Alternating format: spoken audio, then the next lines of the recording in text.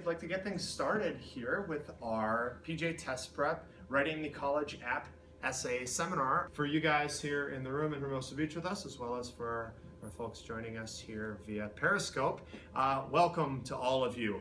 I am PJ, founder of PJ Test Prep. We're a boutique SAT, ACT tutoring and essay writing group here based in Hermosa. I have been doing this for a long time. I love helping kids realize their college dreams. And this particular subject also fits really well into sort of my other world. I also dabble as a professional writer. I've written for a bunch of television shows. My first book was bought a couple years ago. It's called States of Confusion, about driving to all 48 contiguous United States in a crappy van. Cops, I think, are still after me. And so this is really like the middle overlapping Venn diagram area of the two things that I love: helping kids beat the college system and creative writing. So I love doing this essay presentation. I love helping kids with their essays. This is the perfect time for it. And so that's where I want to begin, guys. Why do we have to write these essays in the first place? Why aren't my grades just good enough? They can see that I have a 4.97 GPA and they should all just let me in. Well, unfortunately, you're not the only person with a 4.97 GPA. Or maybe you don't have a 4.97 GPA, but you really are an awesome person, and you really should get admitted to the school. Why should all the people with 4.97 GPAs get in over me? They shouldn't necessarily, but you do need to prove it to them in some ways. One way that colleges decide whether or not you're going to be on their naughty or nice list is, of course, the grades.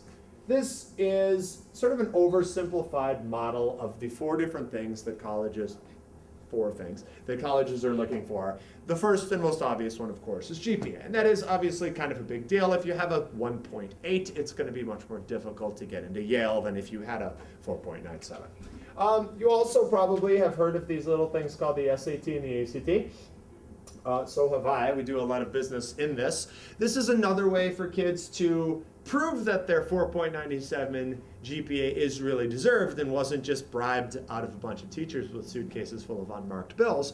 It's also an opportunity, the SAT obviously has detractors and whatnot, but it's also an opportunity for what I like to call a second chance. We all know that kid who actually is pretty clever and really capable, and he's going to go on to start Facebook someday, but he just doesn't really care that much about rules and doing what he's told. So maybe he doesn't have the best GPA. Maybe he's sassed off to one too many teachers. But you know this kid's going to be successful. The SAT or the ACT is a chance to sort of prove that. If you don't have a 4.0 GPA, if you have a 3.1, but you really are a special person, well, here's another chance to prove it. All right, pull down a 32 on your ACT and show them how smart you are.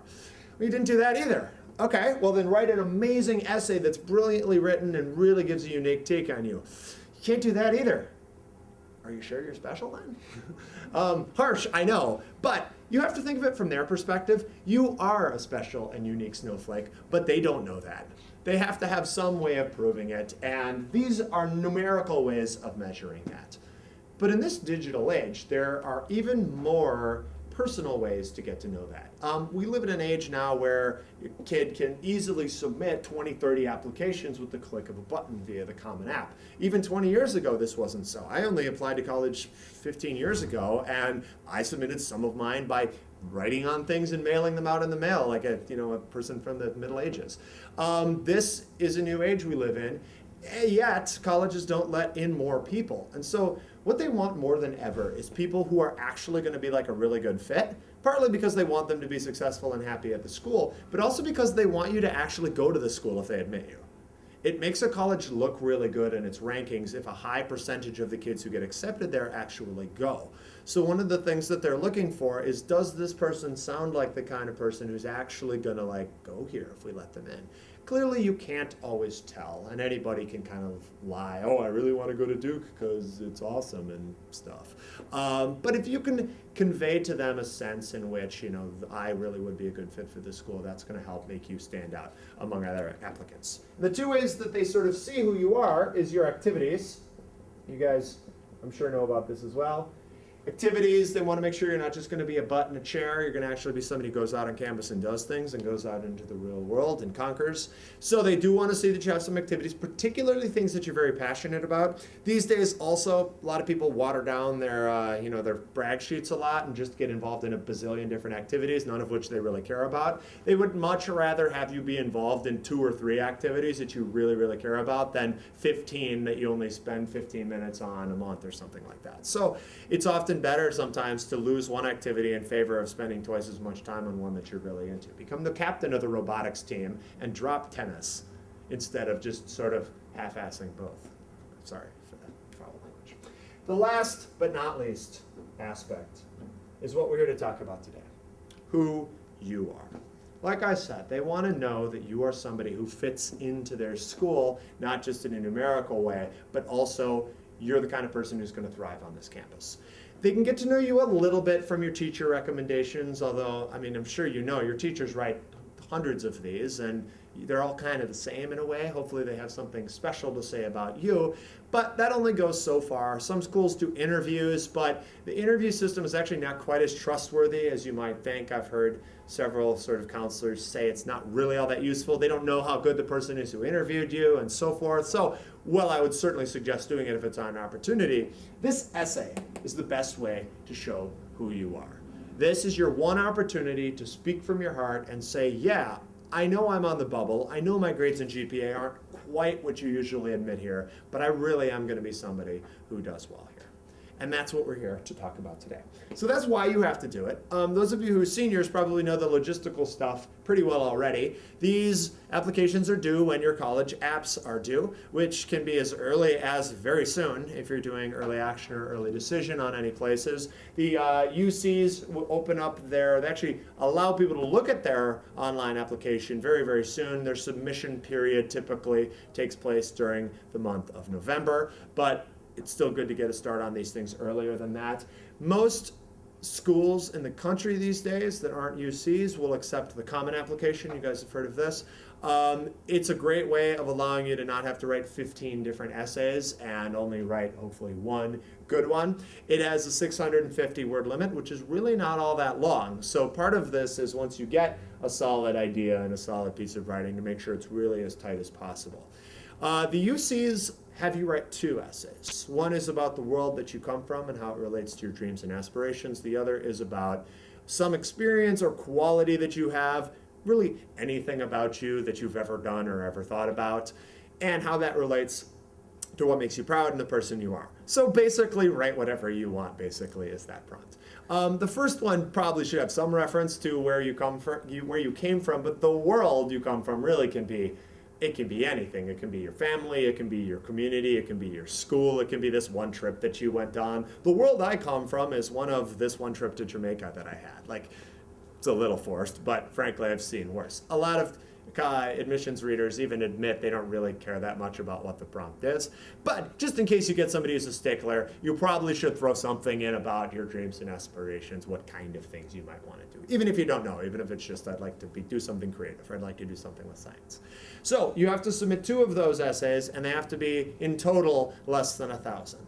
Now, usually what that means is both essays are sort of around 500. They actually sort of almost encourage you to write one that's a little longer and the other that's a little shorter. Maybe a 600 and 400 is good. Probably 300 and 700 is about as mismatched as you want to be. Just because if you write one essay that's 997 words and the other that's a haiku, unless you're going to major in Japanese poetry, maybe that would be an awesome thing to do. But generally, they would like to see a little weight in both your essays so they can see you responding to them. So work on these as soon as you can, seniors. Get going on this stuff. I'm hoping that this essay workshop today launches you guys into some ideas and you can get going. There are lots of resources to help you if you need. We'll talk about that stuff later, but get a start on it. And even you juniors, now is a good time to start the brainstorming. You'll see in a minute when we get to the back of the sheet that there's a lot of questions you can start answering either in your head or filling those out. And if you have an idea in the middle of one of the stories I'm going to tell today, feel free to jot that down and go home and start working on that, start fleshing it out. So that is why we have to, that is how we have to. Now let's talk about what we want to write about. As with any kind of writing, guys, one of the main things you want to think about is what is my audience? when you submit a paper to a teacher, you always kind of have in the back of my mind, what kind of teacher is this? What does she or she expect? Some teachers are like, just hand it in, as long as I can see writing on both sides of a piece of paper, you'll get an A. You don't need to try as hard maybe on that essay as you do from the one teacher who's really a stickler. If you're writing a letter to your grandma, you probably know not to use too much slang and too many curse words, and to keep it under 2 minutes because she's got a short attention span. So think about your audience. And in this case, your audience is this guy. They all look like this. Well, actually, technically, they're more accurately likely to be about 35 and female, but this is what the male ones look like. This is the guy who's going to read your college application essay and put you either in the yes, the no, or the maybe pile. So let's think about a couple of his concerns, and then I want to talk to you guys about 3 approaches of how we can hopefully give him what he wants while still showing who you are. Number 1, another valedictorian. Are you serious? I just want somebody different. Please, somebody who can do something differently. On the other hand, if I can get that kid who's going to invent the next Facebook, make big waves in the world, maybe my boss will finally give me that promotion. And this is my 5,000th essay tonight. Honestly, if I could just read something interesting, if I read another, I learned a lot about myself through Cub Scouts, I'm going to say I'm going to shoot myself. And of course, they have to be a good writer. That, I hope, is sort of self-explanatory. That's not something we're going to focus on too much today, but clearly this needs to be a polished, sharp piece of writing, should not have typos in it, should be read by more people than just you and a parent. Make sure that whatever approach you end up taking, that it is a good, solid piece of writing. We talk often in class about the BOW approach to writing. B for brainstorm, O for organize, and R for, or W for write. BOW, take a bow when you get done with your essay, or like Katniss, shoot a bullseye through that sucker. This is going to be the brainstorming stage where we think of a whole bunch of different ideas you guys could write about and then hopefully execute them later. You want to, once you have an idea, brainstorm it out as much as possible. Write down every single thing that happened on your crazy trip to Rome, and then filter that out into different parts that you're going to talk about until you finally get to the writing stage. I very much in our classes emphasize making sure you have plenty of material to work with, and it's got plenty of organization before you get into it, but we'll get to that later. Today I want to focus on giving this guy what he wants, and for that, there are sort of 3 approaches that you can take. The make waves approach, the be different approach, and the be interesting approach. No matter what, you got to be a good writer, and also no matter what, I want you guys to remember this essay does have to be about you. No matter what approach you take, I want you to remember to speak from the heart. I'm going to give you guys 6 examples of essays that kids have written throughout the years. They're all very different from each other. Some of them you will identify with and say, oh yeah, I could totally write an essay like that. Others you might say, oh yeah, that was a really good essay, but that just doesn't sound like me. Then don't write that essay. No matter what, never do this at the expense of who you are. And I'm confident that of all of these different examples, with all these different approaches, you can find some way that works. So let's talk first about make waves. Make waves is in a way the most cynical approach. What it realizes is that colleges, guys, are businesses. They might like to pretend that there's something more noble than that, but at the end of the day, colleges are just businesses. If they don't have any clients, any customers, any students, they go out of business. There's tons and tons of colleges, many of which you've never heard of, and some of them go out of business every year. So colleges are always like, how can we keep people into this? How can we really promote our brand, make people want to go to our colleges? Well, there's lots of ways of doing this, but a big famous one that a lot of people hate is the U.S. News and World Report's rankings. I'm sure you guys have heard of these. It sort of says, here are the 25 best schools in the country, here are the 25 best liberal arts schools, and so forth. And colleges are always trying to admit kids that are going to help move them up the rankings of this. There are some very legitimate components to this, like the level of instructors that you have, how many amazing things they've invented and done, how many Nobel Peace Prizes. There are also some more shallow elements to these rankings, like how much alumni donations you got last year, which I always thought was really silly, especially when I found out that's like the #1 strongest predictor of whether you'll move up in the rankings. If somebody from your college gives $1 billion back to the school, you will jump up several spots. Northwestern, I think, jumped up all the way to like the highest they got was like number 7 or something on the list one year, right after they went to the Rose Bowl for the first time in like a billion years. What does that have to do with how good school it is? Nothing academically. In fact, people probably went to less class that year.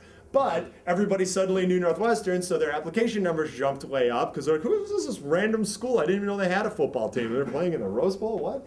And so that helps. Schools are always trying to get people in like that. You know, of course, they always want the best basketball or football player or something like that. That obviously has, you know, connections beyond that. But they also would love to get the next Mark Zuckerberg here. They want to get the person who's going to be the next millionaire, who's going to be the next person to invent something super duper famous.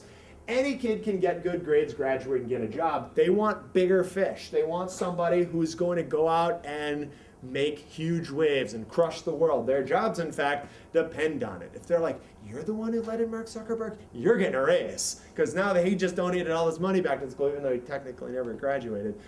They don't care about that, though. He still brought a lot of prestige to the school. So, you can't say, though, that I'm going to be the next Mark Zuckerberg. I'm going to design the next Facebook. Okay, first of all, that sounds terribly pompous.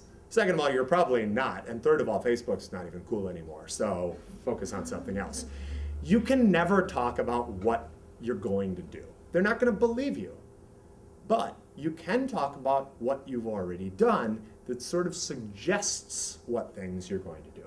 So if you can, in your essay, try to suggest what things, big things you'll do on campus, suggest what big things you'll do in the real world. They always talk in writing about show and don't tell. And I fear I've been violating that rule and been doing a lot of telling so far. So I want to show you guys what I mean by this with 2 examples. I had a student wrote an essay a couple years ago. This kid went to a fairly active theater school. School had a big, a very active theater department. And every spring, they did these student one-acts, they called them. In the spring, they would take a bunch of submissions from kids who wrote plays, short 20, 30-page plays, and submitted them. The theater director would pick the best couple. And then student directors would take those plays, direct them. Obviously, student actors would be in them. And then every spring, they'd have 5 or 6 of these be in this big one-act performance that was always crazy and hilarious and ridiculous, and everybody went to it. This kid saw this after his freshman year and said, that looks awesome. I want to do that next year. This kid was already interested in writing and stuff, and so they said, I'm going to sign up. I'm going to do this next year. The only problem is I don't know how to write a play. So summer, they went home, they looked it up online, figured out play formatting, read a bunch of plays, figured out what would make a good play and not a bad play. Wrote a silly little piece about a kid who gets his hands on a time-stopping device and causes all kinds of mischief in his school, as you might imagine. And the essay opens with that black, warm auditorium as the kid is sitting in a carefully selected aisle seat right next to the door where they can run screaming in shame if this goes embarrassingly wrong, as a spotlight comes up and illuminates a character that they had invented. And the character says their first line, and the audience laughs. And another spotlight hits another character this person had invented, and the character says his first line, and the audience laughs.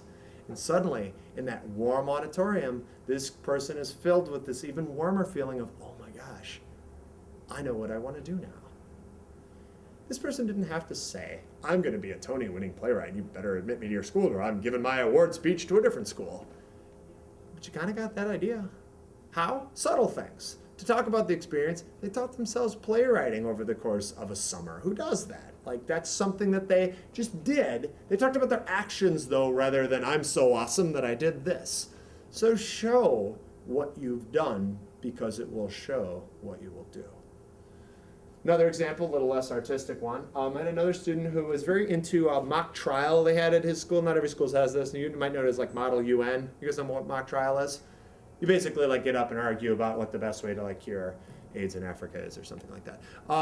So this kid was very involved in it. He didn't join for any more noble reason than his dad told him he liked to argue a lot, so he might as well do it for an extracurricular activity.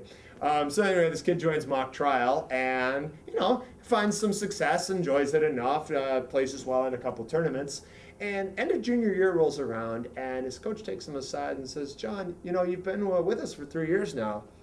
What would you think about maybe captaining the squad next year? We could use somebody who's been here with us for a couple years. John says, I don't know, Coach. I've been meaning to talk to you about this. I like mock trial and all, but what the heck does this have to do with the real world? Like, unless I'm Kofi Annan someday, I'm not going to be doing this. Like, with this, if I was ever going to be like a lawyer, like, I'm not going to be arguing about how to cure hunger in all third world countries. Like, it's not like that. I don't really get what it has to do with anything in the real world. And the coach says, I understand that. Tell you what, I've got a friend who's an attorney. He's always working down at the Torrance Courthouse. You guys don't have school next Friday. Why don't you just go down to the courthouse, watch a bunch of actual trials, real trials. This essay was titled Mock Trial, Real Trial. And so the kid's like, okay, that sounds weird, but all right, I'm not doing anything. Goes down, watches this full day of trials. And this is not O.J. Simpson stuff. This is not CSI, Law and Order, fascinating murder trials with all kinds of crazy stuff. This is boring, everyday stuff. Somebody trying to fight a parking ticket. People arguing about whether the dad gets 1 weekend of custody of the kids or 2 weeks per month. Whether a guy got in a fight in a bar, I think, and hit a guy with a bottle and might have to go to jail for like 2 weeks or something like that. Not like life-altering stuff. It doesn't seem like that big a deal. But what he realized after his first reaction of, wow, this is really boring, went by, he realized that this is kind of real. Like, these are actual people's lives at stake here. Like, 1 weekend a month of custody might not seem like a big idea for you or I, but that's a huge deal to those kids and that dad. Going to jail for 2 weeks, heck, I'd like to think that I could handle being in jail for 2 weeks, but that's a huge deal for that guy. That's going to mean he loses his job. It's going to be a permanent black mark on his record and so forth. So he comes back and says, yeah, coach, I'll do it. And he said he ends the essay talking about he's looking forward to like trying to connect some real world stuff into what they're doing next year. Did this guy have to say, I'm going to be a big, powerful defense attorney next year, and I'm going to make lots of money and donate it back to the school? Nah, but you kind of got that idea. So think about how you can show me what you're going to do. A good place to start, as it says on the back of that, is think about the baller thing you're going to do in your career. Where are you going to be so successful in 20 years that everybody writes about you in your high school paper? Or in college, are you going to be, by the time you graduate, the president of the student body or something? You can't tell me about what you're going to do, but tell me about what you already did. Tell me about the moment you realized you loved doing that. Tell me about the moment that you realized, I want to do this. Tell me about the moment you realized you were good at something or got a chance to show it.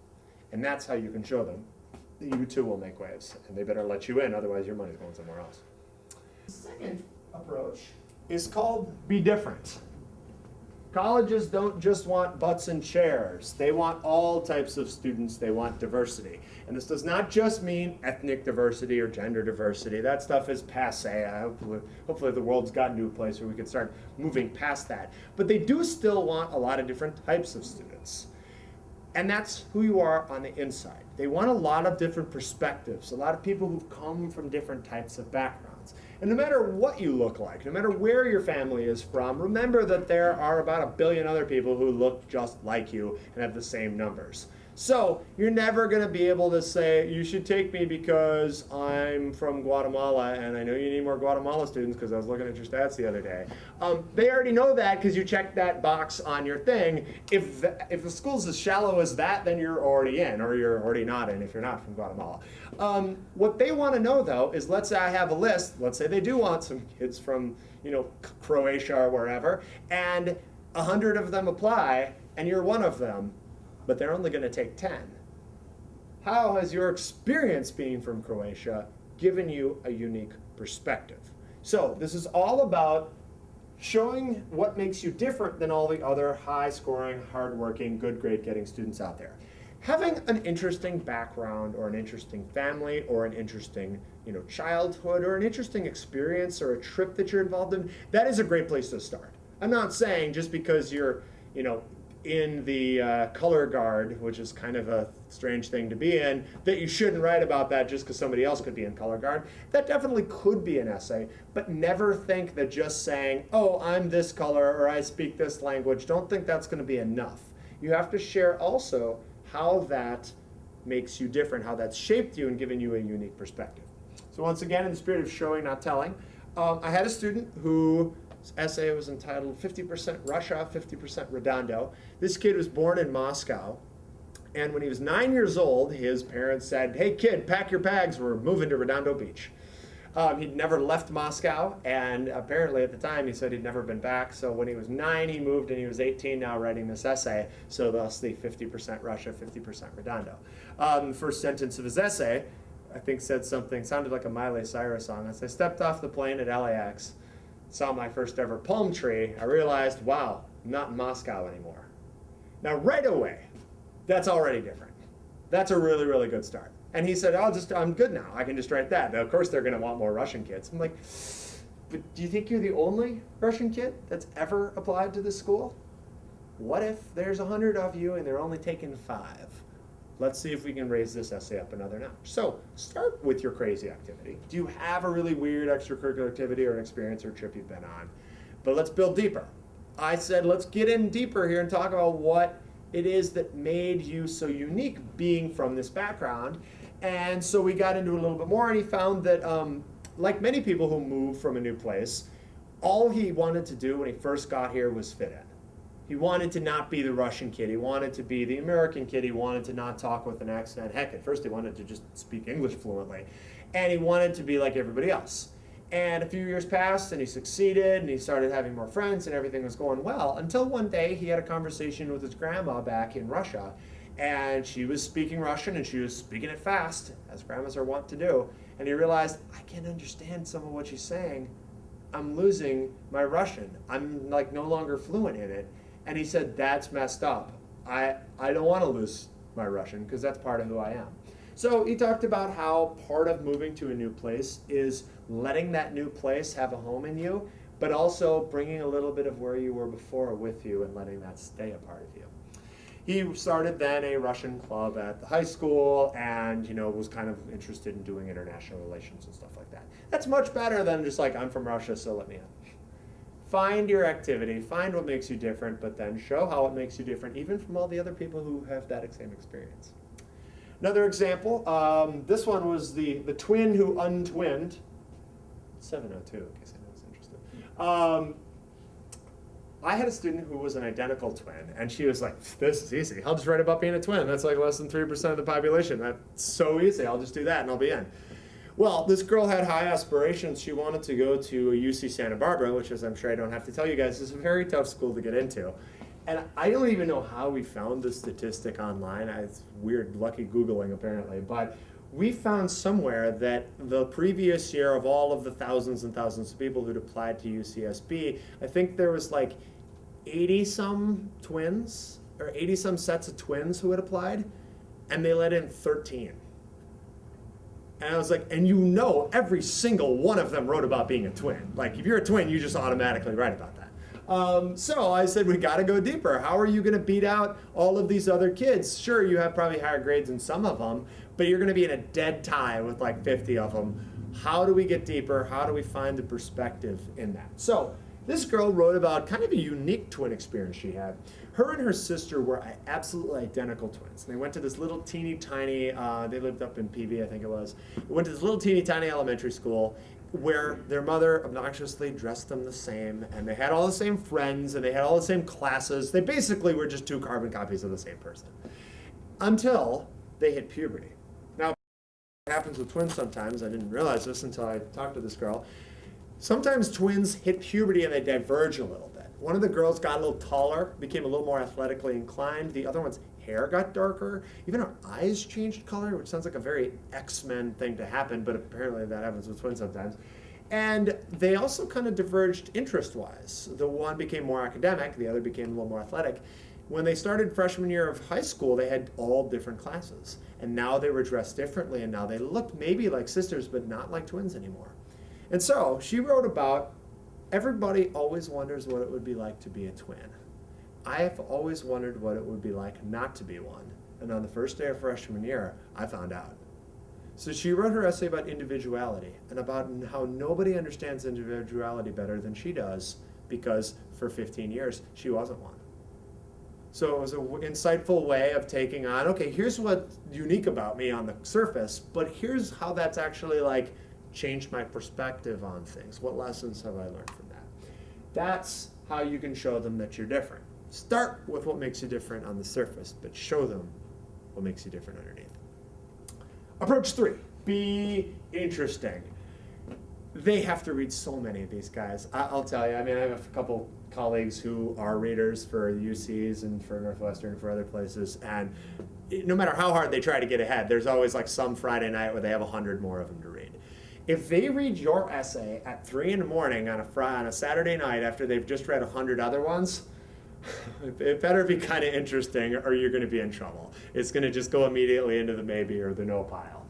No matter what approach you take, in fact, you should try to do this at least a little bit, because even if you're like going for the make waves thing, even the mock trial story was interesting a little bit. Even the play story was interesting a little bit. They have to read a lot of these essays, so make them remember you. No matter what, tell stories. Don't just give me a laundry list of vague adjectives that describe you. Like, tell me a story. Start with a hook. The cliched common example is the essay that begins, "Pop went my Achilles tendon and so ended my soccer career." Like, you can always jump into action like that, but there's many, many ways to start with a hook. Try to give them some reason to keep reading, to think that, oh, this might actually be good. Be funny, dramatic, touching, whatever fits your topic, but do not use a gimmick that isn't you. I'll give you guys an example in a second, of kind of a funny essay. And sometimes people hear that and they're like, oh, that essay was really funny, that one about the basement. Like, should I write a funny essay? And I'm always like, well, it depends. Are you funny? Because if you're not, oh, please God, don't try to write a funny essay. It's going to be so painful for everyone involved. Oh, I heard you should write a sob story so they like feel bad for you and let you in. Well, do you have a sob story? Because if you try to stretch it and talk about how devastated you were after your gerbil died, and that essay gets in the pile right underneath the one whose parents both died, you're not going to stand up very well. So if you have a legitimately funny story, tell it. If you're a funny person, if you have a dramatic, touching story, tell it. Don't be afraid, even if, maybe you aren't always dramatic and touching, but you have a really touching story, go for it. But don't use a gimmick that isn't you. And although there are people and times where they go for be interesting just really hard and focus just on that, like the classic essay written in backwards handwriting so that it has to be read through a mirror, certainly that's interesting in a way and that could potentially help you stand out. But for every gimmick that works, there's like 9 of those versions that don't work. It should be related to who you are. I feel like that backwards written essay would be a lot more compelling if it was about the subject's struggle to overcome dyslexia than it would just be about, I like to write backwards and haha, aren't I clever? You should let me into your essay, let me into your school. So think about what fits you. You can just go for the most out there crazy story you have. And sometimes that makes a really, really good essay. I had a girl, actually this wasn't one of my students, it was a student I went to high school, neighboring school. She wrote about how she had a sweating problem and her armpits were like carrying around 2 swamps and how like embarrassing this was. And she wrote her other essay about something much more like academic and factual. But that essay was like, who writes about their armpits? Another one in this book I just finished reading was about a kid who said he did his most philosophical thinking in the bathroom, which, risks being a little crass, but he did it in a way that wasn't too gross. And it was like, okay, who writes that? And sometimes you'll get people who, essay readers, who are just like, thank God this one's not another like student body president essay. Like, hey, read this if you need a break. And that's a good thing to have happen. So be interesting is the third approach. Let me give you a couple of examples. Again, you can go all out for this and just try to tell the wildest story, or at least try to make sure whatever story you write is interesting. First example I have for you is an essay called Jesse's Uncle. I had a student a couple of years ago in El Segundo who, his name was Jesse, and Jesse's dad was like lame, indoors, super pale, accountant type guy who never really left outside or anything like that. But Jesse's uncle was like Paul Bunyan combined with Chuck Norris combined with like an Eagle Scout lumberjack. This guy knew everything about the outdoors, and he taught Jesse how to surf, how to camp, how to hang a bear bag, how to build a fire with nothing more than 2 toothpicks and a stern glare. Jesse really looked up to his uncle, and he really loved all this outdoorsy stuff he did with him. Jesse's uncle has a stroke, and the stroke unfortunately leaves Jesse's uncle unable to do just about anything. Instead of hiking and camping, he's now confined to a wheelchair in his darkened room in his house. And Jesse says, that sucks. I want to give back to my uncle. This guy did so much for me, I want to help him. So Jesse helped get a wheelchair ramp installed in the house so that his uncle could go outside again. He found this wheelchair with these huge inflatable tires so the uncle could go out onto the beach again, and even if he couldn't surf, he could at least like watch the waves. And he even got like a handicap accessible camper so that the uncle could go camping one last time. The story doesn't have a happy ending. Jesse's uncle dies. But through all the sadness, Jesse realized that his uncle had taught him one last lesson, that he really liked helping people. So now he was determined to go into the medical field. He didn't know if he was cut out to be a doctor, or maybe research or some periphery field, but he really wanted to help people so that he could see that look in other people's eyes that he saw in his uncle's when he could go camping again. So think about, do you have a touching story? And what's good about a story like that is it doesn't just say, oh, poor me, my uncle died. It's like overcoming something to show strength. And also, you get the feeling that like Jesse's going to survive pre-med better than some other people. When it's 4 in the morning on his 4th consecutive all-nighter studying for an Orgo final and everyone else is giving up and going home, college is hard, guys. Life is hard. If you're really going to be successful, there's going to be moments that suck and half the people quit. Why are you not going to be one of them? If they read an essay like that, they're going to be like, Jesse will be fine. He'll be like, this tiredness ain't nothing. I got to do this for my uncle. An opposite example, perhaps, to the Jesse's uncle story is another story written by a student who is the oldest brother of 3 big rowdy boys. I think they all went on to play college football or something like that. He wrote about how these brothers fought so much that when they moved into this new house and they had broken so many things in their old house that their parents were like, you know what, apparently we can't stop you from fighting, so we're just going to forfeit an entire room to you. They gave them the basement and said, this is where you fight. Don't ever fight anywhere else or we will lock you in the fridge and beat you, but you can do whatever you want down there and we will never come down.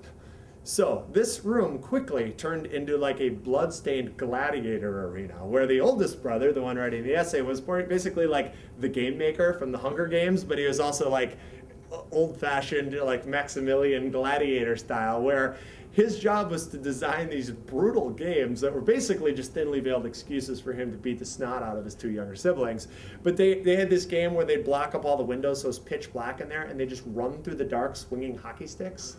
And if you hit somebody, it made like a different sound that when it hit a wall, so everyone else knew where to throw their hockey sticks and run and just kick. They had another game where the youngest brother's name was Alex, and he was always the picked on the most.